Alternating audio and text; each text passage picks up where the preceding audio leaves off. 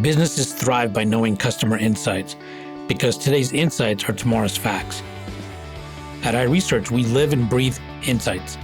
And despite searching high and low, we were unable to find a customer insights podcast that answers one of the most important questions in business. Why do customers do what they do? So we launched one. Hi, I'm your host, Darshan Mehta. On this episode, I'm speaking with Prateek Panda. He's the Vice President of Marketing of Phyllo. Phyllo is a data gateway that provides common APIs for applications to access creator data with the creator's consent directly from all leading creator platforms like YouTube, Instagram, Twitch, Patreon, and many more. These APIs provide instant and continuous data around a creator's identity, engagement, income, and more. Phyllo builds the underlying infrastructure that connects with every creator platform, maintains a live data feed to the systems these platforms use to manage creators' data, and provides a normalized set so that businesses can make use of creators' data in a way that is simple yet impactful. Welcome, Prateek, to the show. Pleasure to have you. Thank you so much, Darshan. It's great to be here. So I know you've been a successful entrepreneur several times, 3 times, in fact. You've had successful exits. You've grown businesses from 0 to 25 million ARR. And I'm curious, tell me the aha moments that have put you on this path of want to be an entrepreneur and on some of the ventures that you've done. I think the biggest aha, having done multiple startups, is that you get to know that it tends to get a little easier with time. I still remember, like, my first startup was pretty much a mess, right? Like, I was 19 years old when I started my first. I don't think I understood what I was really getting into. It was difficult. I had to shut down the business after 2.5 years. But it was fun at the same time, right? And as time went by and as I've done more startups, it's just gotten better with time. Doesn't mean that the challenges don't exist, right? It's just mentally you get stronger. A lot of things tend to get easier. The challenge still is on things like execution risk is always still there. Strategy risk is always still there. But a lot of the early issues, how do you find funds, how do you find your first early customers, and so on, those things still tend to get a little bit easier. How do you build your team and so on, right? So over time, I think that's my biggest learning, that there is some statistic also that says most successful entrepreneurs started their businesses after 40. So I'm hoping that there is still time to be successful for me, right? So I'm still getting there. So I think that's biggest aha for me, right? And we tend to, as founders, we tend to obsess a lot and get consumed a lot with the startups that we are running, right? So I think that's my learning and my advice to everyone, that it gets easier with time, and just be a little bit easier on yourself as well. I want to talk a little bit about that in terms of what's easier. I suspect the execution part is still a challenge there, but I'm thinking what might be easier is you learn to be more patient, and you know that persistence in the end pays off. And so you may not as get flustered with things when they go wrong because you know they're going to go wrong, right? And I'm wondering, is that the part that gets easier? Because you actually kind of know that you don't really need to panic or worry, and that one way or another you'll figure it out. So is it a matter of it gets easier because you have more confidence, more awareness that things happen in cycles? I'm curious, what gets easier? Yeah, I think those are some parts that are easier. Dealing with people gets easier, whether it's new, teammates that you get on board, or whether you're dealing with investors as well, right? Experience helps you handle investors better as well. And for me, right, like when I started my early companies, when I was in my early 20s, I gave too much importance to the people providing us the funds, right? And over time, I just realized that you have to look at them as partners in the journey as well, right? They want you to be successful as much as you want yourself to be successful. But end of the day, it's your company. They are a source of fund, and you want to do your best to give them a good return as well. But end of the day, you are the one running your company. You have to take the call, whether it goes good or bad. It's entirely on you, right? So these kind of things tend to get easier. Handling pivots tend to get a little bit easier, because in your mind now, that getting to that product market fit is often a challenging path, right? In the past, when I was doing my early startups, you would go in with an idea and you're really trying to make sure that this particular idea works and you're resistant to doing anything else, right? But as I've matured and done this a few times, you realize that you go in with an idea, yes, and you try to push that as much as you can. But the key thing is to keep listening to your customers, keep listening to the market, and try to adjust accordingly, right? So more often than not, I've known almost every successful startup pivoted in some way to get to finally where they were. And the key thing over there is to keep listening to the market. Mhm. So I'm curious, when you've come up with these entrepreneurial ideas and ventures, have you found a way or a path that gives you that inspiration or that spark that gives you that insight saying, hey, there might be something here that I can turn into a business? What is that? If you can share that with us. Yeah, so growing up also, in my early 20s as well as I was building startups, I used to have this sort of notes document on my Mac itself, on my iPhone itself, and I used to keep listing down a variety of different startup ideas, right? I would try to list down something that I'm facing today, some challenge using a particular product or something that I observed. But end of the day, all these ideas are about dime a dozen. So you have to execute to be able to see light of day. So going back to what you were asking about, you get inspired by everything around you. If you observe for a little bit, there is an opportunity to make things better almost everywhere, right? So whether it is software, whether it is you taking a cab somewhere, so many things can inspire you to actually make something better. Now, whether the delta, which is what it is today versus what you would like it to be, is worth it or not, is the big question that an entrepreneur has to answer, right? That delta has to be big enough or impactful enough that it makes a sustainable or a large enough business. Now, nothing against bootstrapping and things like that, right? Not every business is meant to be 100 million ARR business, and not every business is meant to be something that's built for an IPO, which means that not every business is meant for venture capital, right? Because if you raise VC money, that's the path you have to follow, right? Or that's the path you're at least aiming to follow to be successful. But there are so many businesses and founders that I know who run bootstrap businesses, and I have tremendous amount of respect for those people, because it's a lot tougher to do that, right? But you still build a sizable business, a respectful business, and so a lot of inspiration is just around us. We need to keep observing. Now that you've done a few startups, I'm curious how important and how much faster do you try to get to market fit than maybe you did in your first venture? Oh, it is a lot faster now. In fact, even with Phyllo, the team is made up of a lot of ex-entrepreneurs, and even on the operator side. So we've managed to execute much faster, and we've managed to get to that product market fit also much sooner. And then this economic shifts happen, and money started drying up in the VC space, and which meant a lot of our customers in the creator economy got affected, and we had to pivot again really soon, right? And we tried to pivot into another direction and still achieve product market fit very quickly. The learning there, or the aha thing there for me also, as a past entrepreneur, is that if you have a team of people who've also done this before and who are ready to be agile, right, you tend to be able to listen better, listen to your market, listen to your customers better, which tends to get to that product market fit also a lot faster. In the past, it's taken me like 2 years, and we had run out of our seed money by the time we got to that product market fit, which is not a smart way of doing that. So now, of course, the markets are also much tougher in today's date. I don't think somebody's going to give you money unless you show some signs of product market fit. Uh, so those things are just signs of the market tightening up a little bit as well. But yeah, I mean, it does get faster and easier with time. So tell me what aha moments as well as customer insights led to your current venture, Philo.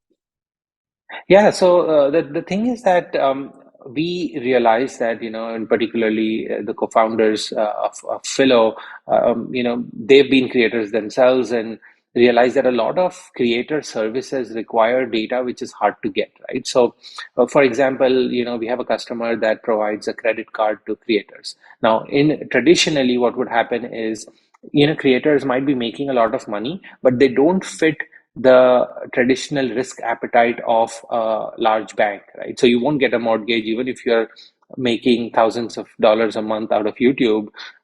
You won't get a traditional mortgage for buying a home, or you even a mortgage is still a large amount.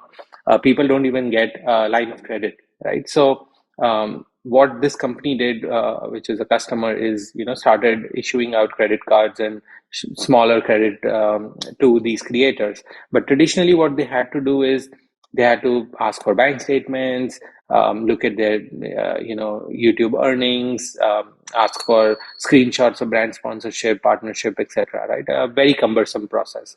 So we realized this was happening in multiple segments in the creator economy, and getting access to data from these hundreds of creator platforms was just hard.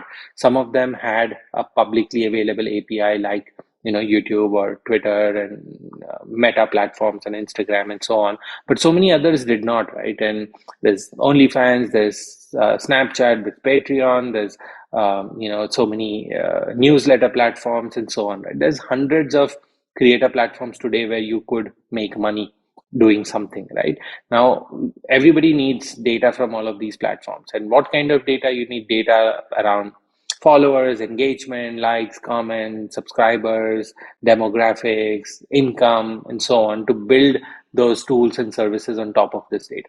So getting access to this data was hard. And going back to that example, once they started using Phyllo and Phyllo's APIs, they're now able to take these credit decisions in less than 30 seconds, because we are able to pass like an authenticated data stream from YouTube for that particular creator with the creator's consent, that they allow the credit application to go view how many followers they have on YouTube, what is their engagement data, how much money did they make out of the YouTube AdSense and so on in the last month or last 6 months for that matter. So that this access to data and democratizing access to data is helpful both for creators as well as businesses who want to build tools and services for creators. Mhm. And the idea there was that together, if we work in harmony, we'll be able to grow the whole creator economy. And that's that's the big goal we are going for. It's interesting. So you actually start out to help the creators, but you realize that it actually serves as a very valid way to, as an audit function, for their customers to actually say, is this creator able to do what they're saying, right? Yeah, yeah, exactly. Yeah. So give me your thoughts on influencer marketing versus traditional advertising. What are your thoughts on that?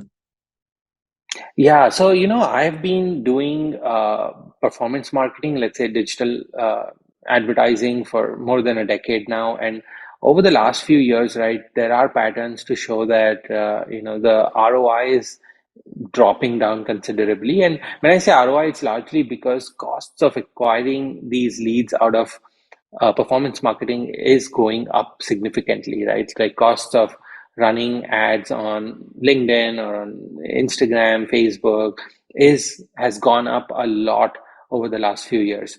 So cost per lead is higher, the cost to get in front of that audience is higher, and so on. And I think that even though influencer marketing is still a relatively new channel, it has all the signs of being more performance oriented. Why I say that is, typically influencer marketing, at least in the more recent past, was used as a branding or visibility channel, right? Large brands ended up working with celebrities and making more noise, creating more visibility about their brands. But today it's not so much about visibility. Yes, it can be still a branding objective, but the entire ecosystem and infrastructure is getting stronger in a way that everything's measurable, the impact can be seen on the bottom line, on conversions as well, right? And I think that influencer marketing will continue to be a very strong performance marketing channel, where it doesn't sit separately in like a branding team, but more importantly, a head of performance marketing might want to look at influencer marketing as one of their primary channels, right? So that's at least what I think.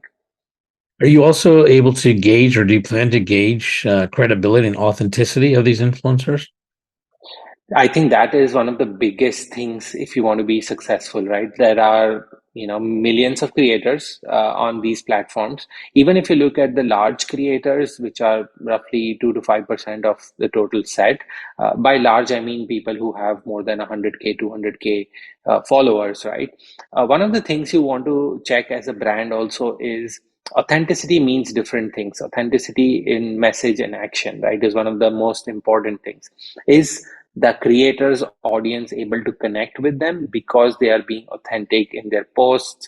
A lot of creators would only promote products that they have tried before, whether it's B2B products, B2C, doesn't matter. They would like to try, get their hands dirty, and then talk about the product, right? And a lot of times I've seen review videos where those are paid reviews, but still they would also highlight some of the things that they did not like in the product. All these kind of things build better authenticity for the creator as well, because it creates a better connection with their audience.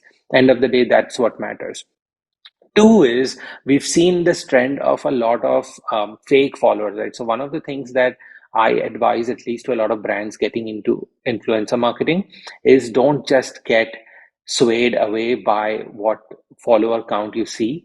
Somebody might have 1 million followers, but 30-40% of them are fake, which means that their engagement number is actually pretty low. So end of the day, you have to understand what your objective is out of this particular influencer campaign, and you don't have to necessarily always chase the one with the largest following. Look at people who have a better demographic fit for the audience that you want to get in front of. Even if it is a small, creator with 10K, 20K, 30K followers, that might actually be a better fit for you, and work with 10 of those kind of creators rather than one that has, 1 million followers but not enough engagement, right? So you have to kind of look at all of these things as you make a decision on using influencer marketing. So now that you've worked with a lot of influencers, I'm curious, what aha moments have you had, prior to going to working with the influencers, and now that you work with them, what have you learned that's been quite revealing to you? Yeah, I think, in all honesty, we are still a little early on doing influencer campaigns ourselves. But even within that short period, there have been a lot of aha moments, ranging from, your budget estimates getting tossed, because you can find, honestly, creators that would charge $300 to $500 per TikTok post. But I've also worked with TikTok influencers who would charge, upwards of $15,000 for a post. And this is a 60-second video that goes up on their feed, right? Yesterday, I was actually interviewing someone for a podcast that I host, and she mentioned that one of the TikTok influencers they approached charged $30,000 for a 60-second video on TikTok, right? And that's insane. So that's one of the biggest aha. And going back to what I was telling, is you really, I mean, if you have the budget to go work with folks like this, great. But more often than not, I think a large part of brands who are at least getting started with influencer marketing will not have such large budgets. And the more important learning over there, the aha moment, is do not put all your eggs in one basket. If you have 30,000 or 15,000 or whatever it is as a budget to try out, the only way for you to really know if this channel is going to work for you is if you experiment with a large enough set of creators and try different kinds of post formats. That will help you understand this better. Two is being honest in what you want to get out of the post itself, right? If you are doing a TikTok video, for example, or a Instagram video with a creator, yes, you want to get more sign-ups and things like that, but you need to be very, very honest. Like, one of the products that we were launching was actually a very early stage product. Now, if we go out to a creator and tell them that, hey, go crazy, promote this product, and we give them the creative freedom to create a video the whatever way they want, the thing is, they are also always going to focus on, okay, how do I help this brand get more signups? But there was an important caveat to the sign up quality that we needed. We wanted people to sign up who would also be ready to talk to us, talk to the product team to make the product better, because it was a very early stage product. Now, that authentic communication should also come on the video. Otherwise, you're going to get a lot of signups. People will come on to the product and realize that, okay, this seems a little too early for me, and drop off, right? And, product teams, sales teams can, customer success teams can keep chasing these people. But once you've lost them, you pretty much lost them. So I think one part is identifying that sort of fit, how you want to work with influencers, how many of them should you bring into your mix.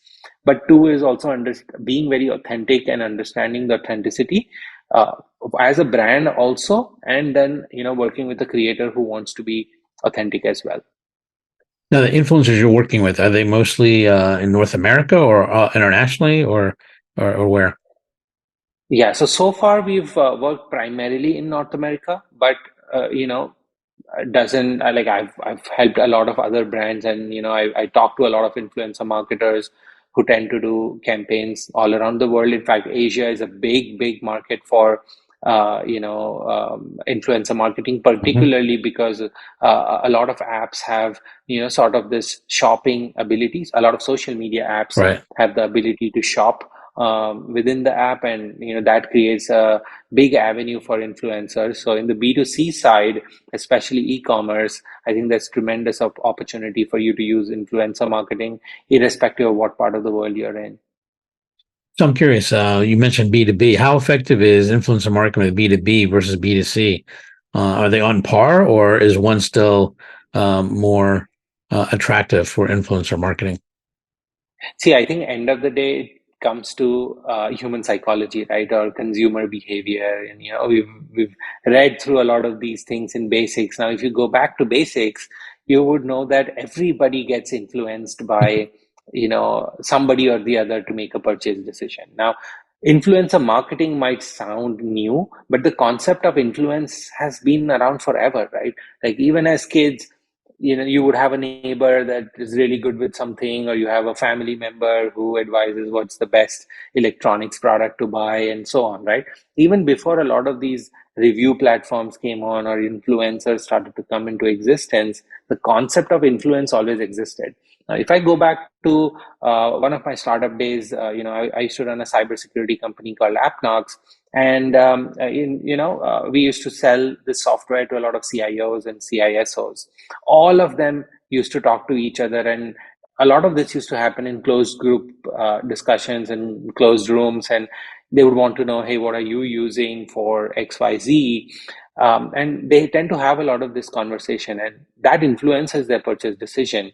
And we had also seen that happen because once we had onboarded a big bank whose CIO was a big fan of what we were building, and he used to be very proactive in going and talking about our software. Nothing, he was not getting anything in return, but he was just really excited that he's found a solution that he feels is also the best in the market and makes his app more secure and so on. And he went ahead and told a lot of his other CIO friends, right? And Hmm. that's started a wave of new banks starting to come sign up with us. Now, that's also influencer marketing, right? So we are just trying to do that now in a more online, larger setting with more planning, and identifying who the audience is and so on, right? But this used to happen in the B2B space, always in closed group settings. You go to events because you want to network and get to know people who are using whatever they're using to solve what problems, right? So I think the execution part is still a little more difficult on the B2B side, but nothing stops it from becoming as effective as it is for B2C, right? You just have Yeah, to understand, yeah, you just have to understand who the right influencer would be, and try to work the same magic with them as you do on the B2C side. yeah, I think you're absolutely right about influencers, and it's always been around. I mean, before the internet and all the whole influencer marketing, you were looking at magazines, right? Different magazines appeal to different segments and different groups. So basically, influencers are just different media channels that you can take advantage of.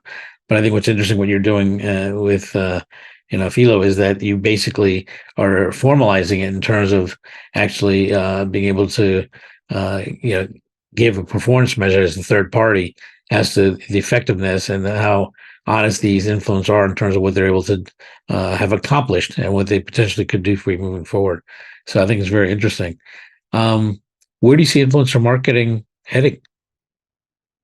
I think more focus on ROI, right? Like I said, in the past, influencer marketing has focused too much on vanity metrics. When I say my vanity metrics, more like, follower count, engagement. You put out a post, you got so many likes and so many comments. If you actually start looking at some of these posts, right, a lot of brand marketers, a lot of marketers on these teams tend to create these collaborations with influencers and get really excited and happy about the reach that they've gotten, right? So the video was viewed 1 million times, or got 3,000 comments. Now if you go deeper and look at those comments, you would see so many of them are just bot comments, so many comments are people just self-promoting themselves, so much of it is just gibberish, doesn't make any sense. Like, I would advise everybody who's listening to this podcast, right, just go pull up some post that's very popular, go down to the comment section and just see what comments you're seeing, and you would agree to this completely. But as a brand marketer, you've gotten excited that, oh, and you've reported this to your C-suite or whoever else is like, we got 500,000 views on this post and it was great, and it reached out to so many people and so many comments and so on. What we are suggesting, at least, and what I think the future of influencer marketing is more ROI driven, because the only way channels become more successful is when you can measure what it has to do for you, right? So even if it is reach, it has to reach the right audience. And in the past, a lot of this data was not easily available. Now, what we are trying to do with Phyllo also is incorporate more of this, the analysis part of it. So when you put out a post, are you getting engagement for the right kind of from the right kind of people? Is there a strong brand fit? So we will also do sentiment analysis on the comments to understand, are the comments positive, negative, is it spam, and filter all of that out. How many of the influencers followers are actually fake followers, how many of the comments are fake comments, so I think that's where this whole channel is going to evolve into. It's going to focus more on the ROI part. I think influencer marketing will slowly start getting into the performance marketing scope, which we've already started doing on the Phyllo side. Initially, when we started experimenting with influencer marketing, it was this independent team trying to do their thing. Um, Very recently, I'm starting to move it under the growth or performance marketing bucket, because I think that's where it fits best. So I think those are some things that we will see happening more and more. And as I talk to more influencer marketers as well, everybody is starting to get a little more conscious about ROI. And I think the current economic scenario has played an impact in making this happen, because the dollar that you hold on to today is worth a lot more than it was 2 years ago. Meaning, year and a half ago, also, VC capital was easily available. People were focusing on really top line numbers.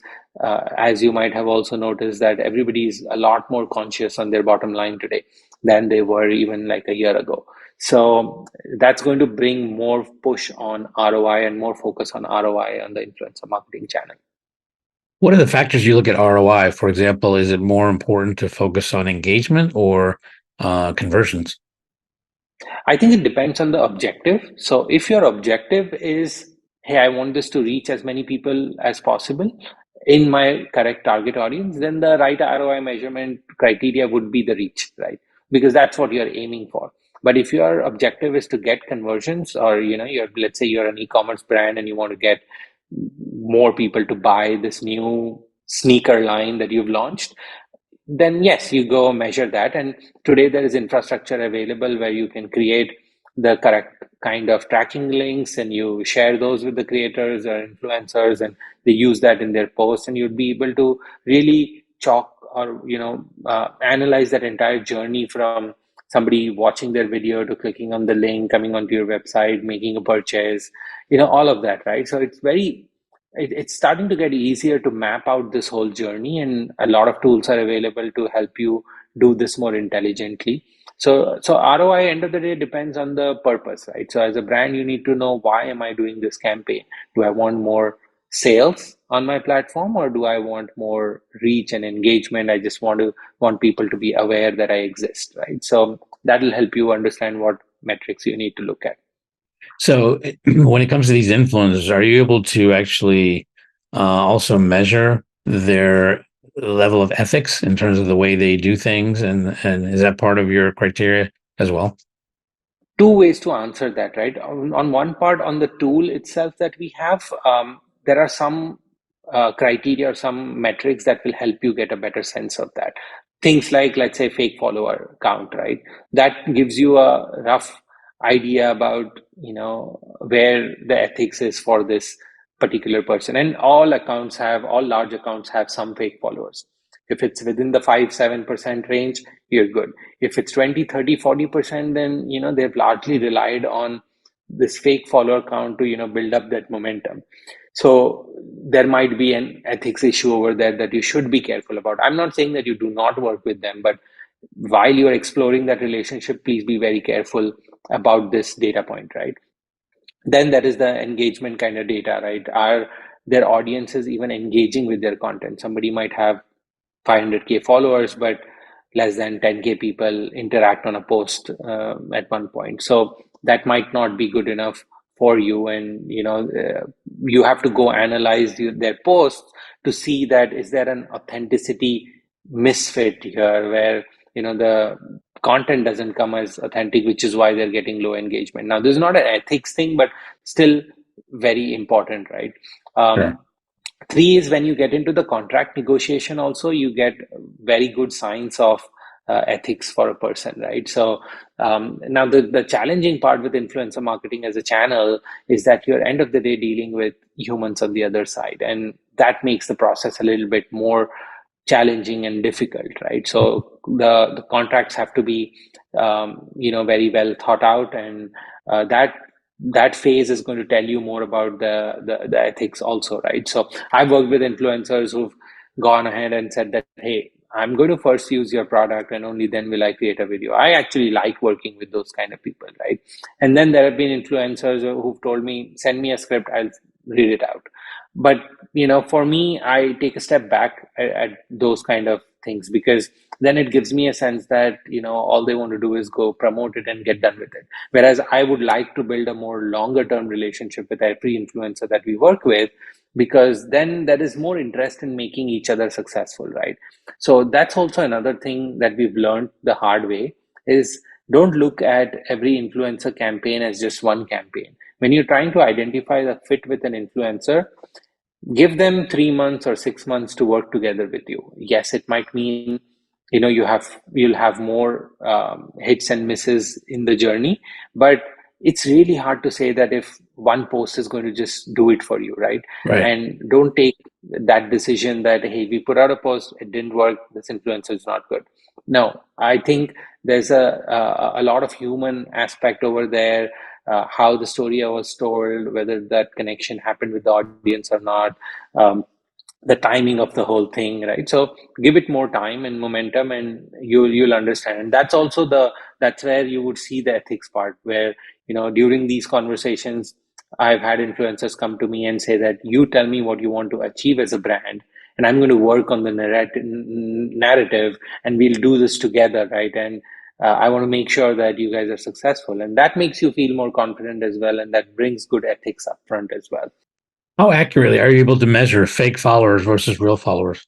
I think it's pretty much accurate. I don't know if I can claim 100% accuracy. I don't think you technically can claim 100% accuracy, but very close to 100%, right? Because there are trends you can see, the kind of username, the kind of comments they analyze. And, we analyze like 400 million accounts across social platforms today, right? And that gives our engine enough of a learning as well to identify these patterns. And you would see that, a lot of these accounts tend to be in a lot of different places. They tend to give the same kind of comments. So you can find those patterns pretty accurately.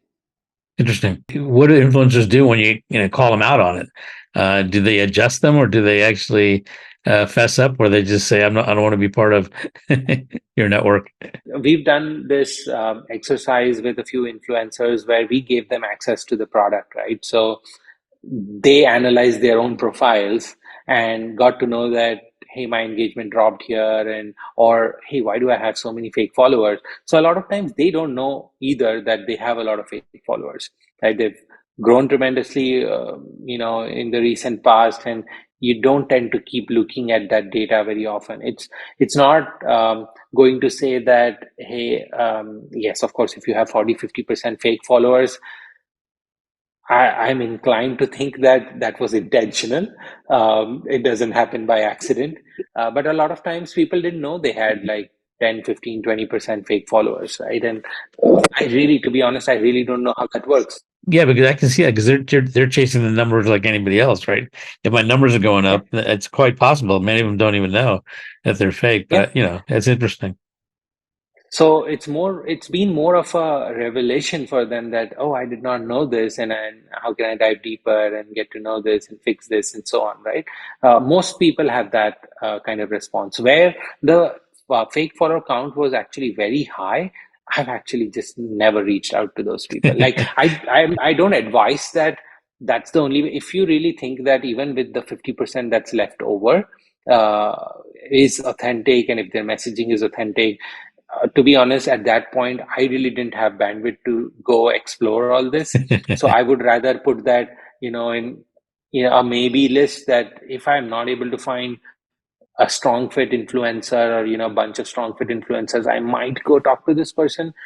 But unless it's absolutely necessary, I'm going to stay away from that. And a lot of brands will actually do that. So to all the influencers who are listening, try to stay on top of your numbers as well. I know it's a hard thing to do, right? Because you're creating content, you're always trying to grow your audience, and nobody wants to drop 20K followers because they're fake and that your number might drop or whatever, right?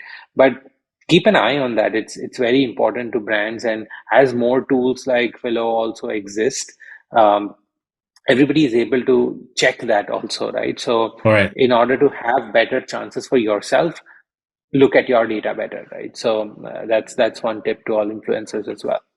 It's also a good tip because if they want to be in it for the long game, then it's in their interest to do that as well. And that Yeah, can, as you know, if they can improve their numbers, and in fact, if their engagement's higher than their numbers, they're actually going to be able to command higher rates as well.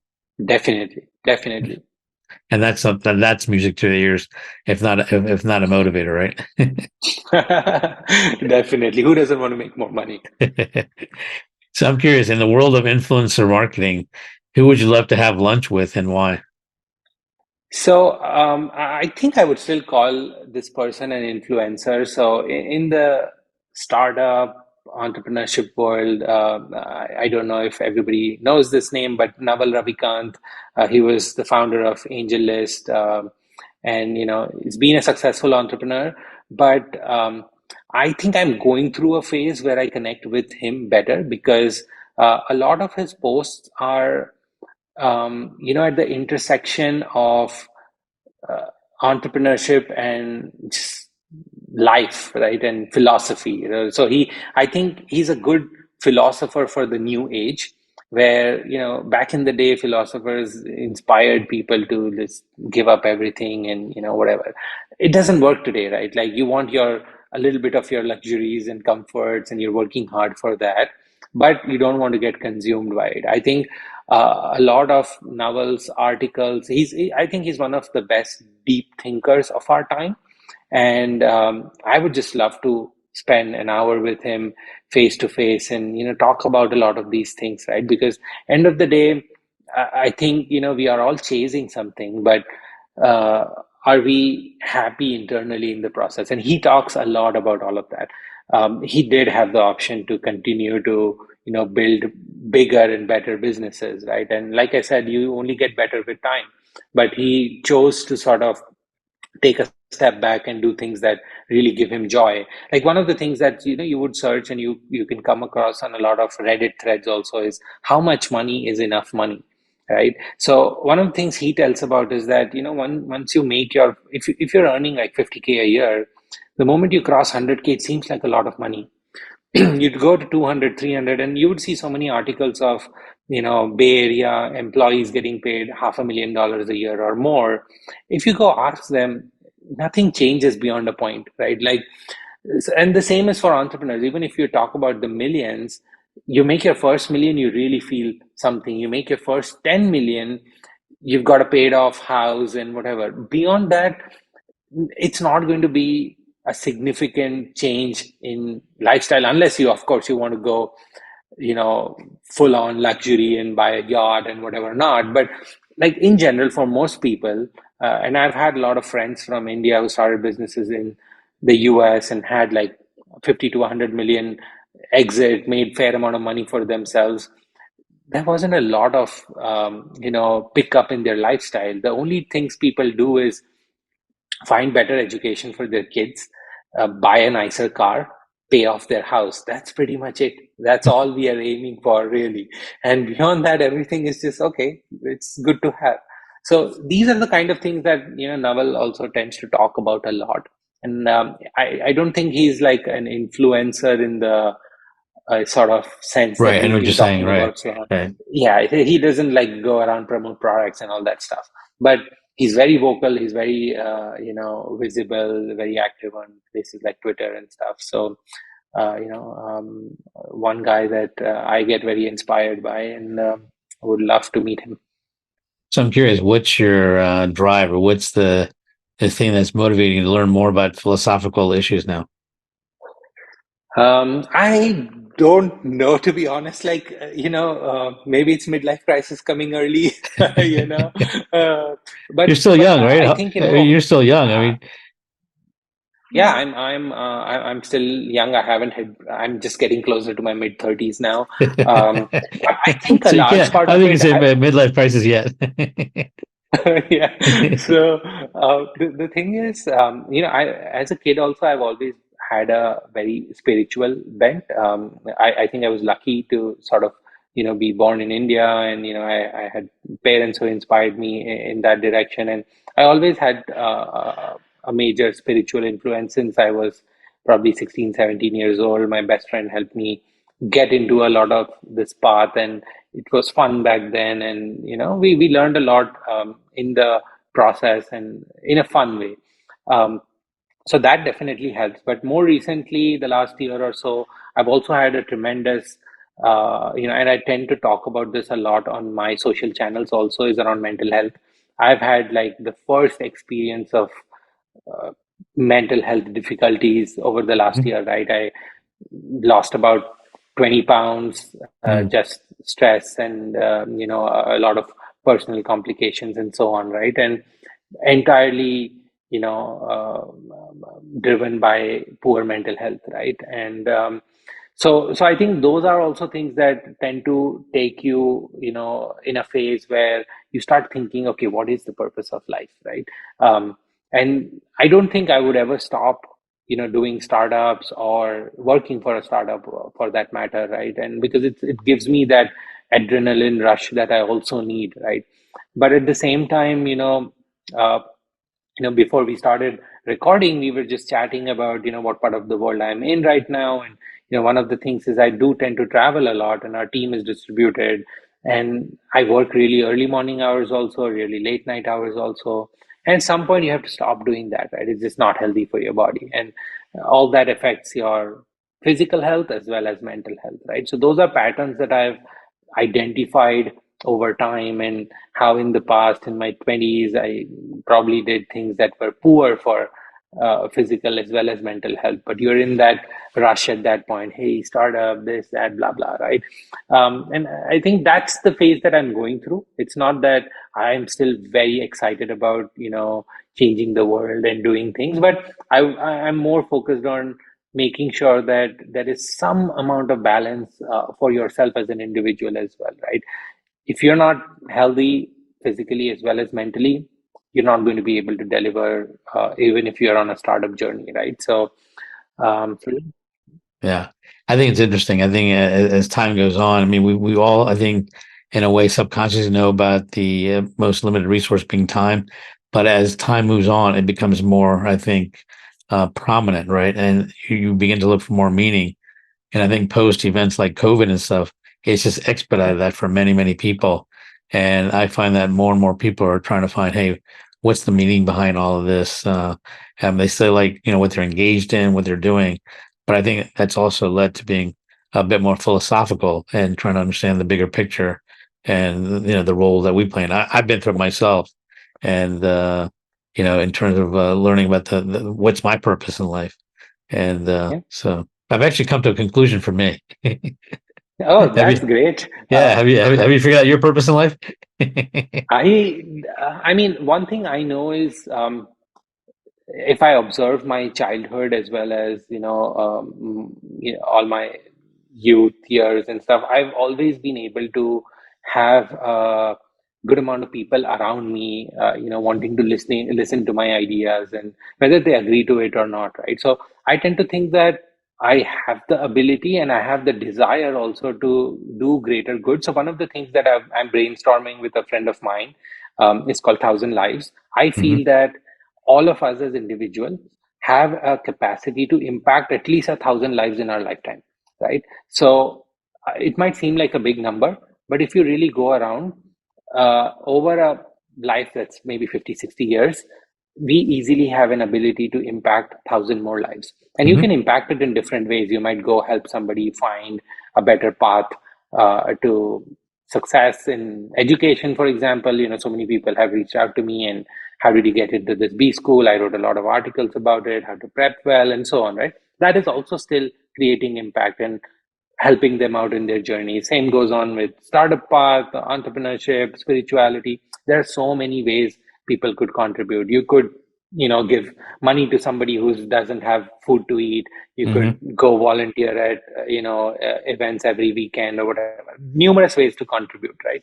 So I think everybody has the ability to do that. And I think that's the kind of movement I want to start, where you have a counter and that motivates you. Like, we forget about all of our likes and subscribers and followers and all of that for once, and think about, have I impacted, two people this month, Hmm. right? And Hmm. how can I do that? It could be your coworker, it could be a family member. Everybody needs help in some or the Yeah. other way, right? So can we go help in some way? And so I think, that's the objective. I haven't been able to really formalize this, but I wanted to start something called Thousand Lives, and just inspire more people to impact 1,000 more lives, right? I think it's a very interesting idea, and that kind of fits in with what my purpose I've learned. And this happened as gone through a whole journey when my mom was not feeling well and she passed away 3 years ago. And I realized that my purpose is to learn to be human. And it's nothing Mm. that I'm going to ever accomplish completely, but it's something that you keep moving forward. And it's an ongoing, constant learning process. And that's worked for me. Yeah, and that's difficult, right? And really, to be honest, that is the essence, right? For us to be human. And I think I read somebody's status recently, and it said, we are humankind, right? But we have to be human and kind. Yes. So human plus kind is what makes us Yeah. humankind. And that was very interesting, and it hit me that, right? End of the day, if you really have to be truly human, starts with kindness. So Yeah. yeah, Exactly. Yeah. so good luck with you on that journey, and it's an interesting journey. And I think the first real big thing is to understand that that's the journey you want to take. Yep, exactly. Yeah. Well, listen, Prateek, it's been great talking to you. I really appreciate you sharing your aha moments and your ventures and stuff with us. And I look forward to talking to you. In fact, we may have to do another podcast on 1,000 lives. I think that's a very interesting idea. It's something I want to talk to you about as Let's well. So, but I Yeah, want to let's thank do you that. for joining us. Thanks, Darshan. Let's do that sometime. And I had a great time talking to you as well. And I love that we had this mix of conversations from, ranging from really intense startup journeys to, ending it off with what is the purpose of life, really. That's So, because yeah, it was we're all fun. human in the end, right? That is true. Thank you so much for having me. Hey, thank you very much as well. Getting to AHA was brought to you by iResearch. To find out more about us, head to iResearch.com and make sure to search for Getting to AHA in Apple Podcasts, Spotify, and anywhere else podcasts are found. And don't forget to click follow to ensure you don't miss any future episodes. Thank you for listening.